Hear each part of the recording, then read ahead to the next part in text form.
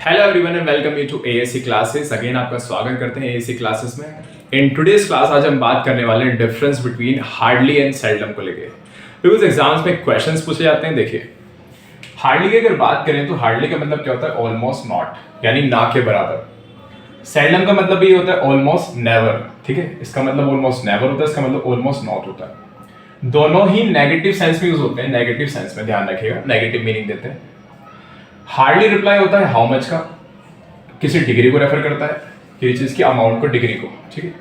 Seldom reply होता है how often का, और वो रेफर करता है किसी फ्रीक्वेंसी को, कि कोई काम कितनी बार होता है। ठीक है, दोनों ही एडवर्ब होते हैं। अब कुछ क्वेश्चंस है जिनमें हमें ये जानना है कि कहां पर हार्डली आएगा, कहां पर सेल्डम। वो कॉन्टेक्स्ट ही क्लियर कर पाएगा आपका, अगर आपको कॉन्टेक्स्ट जज करना आता है तो इसलिए मैं आपसे हमेशा कहता हूं कि रीडिंग कीजिए, रीडिंग करें। रीडिंग से आपके कॉन्टेक्स्ट क्लियर होते हैं, समझना आता है, आपको पढ़ना आता है।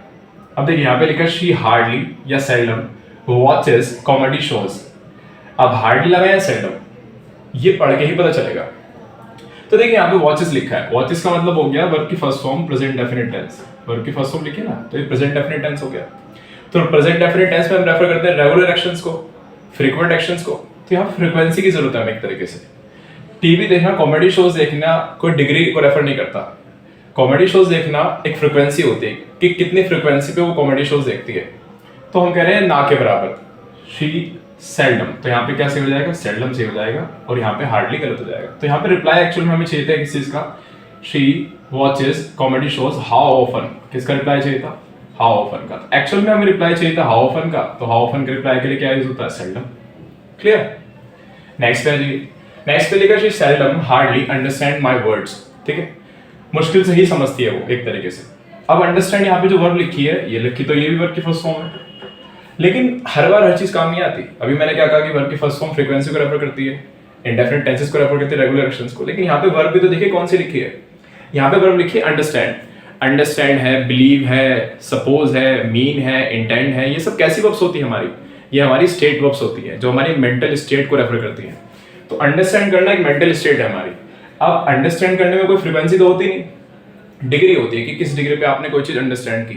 तो एक्चुअल में रिप्लाई हमें यहाँ पे चाहिए she understands my words how much. किस डिग्री पे समझती है वो मेरे शब्दों को, मेरी बातों को। तो यहाँ पे रिप्लाई हमें चाहिए हाउ मच का, तो हाउ मच का रिप्लाई चाहिए तो क्या आएगा? हार्डली, ना कि सेल्डम।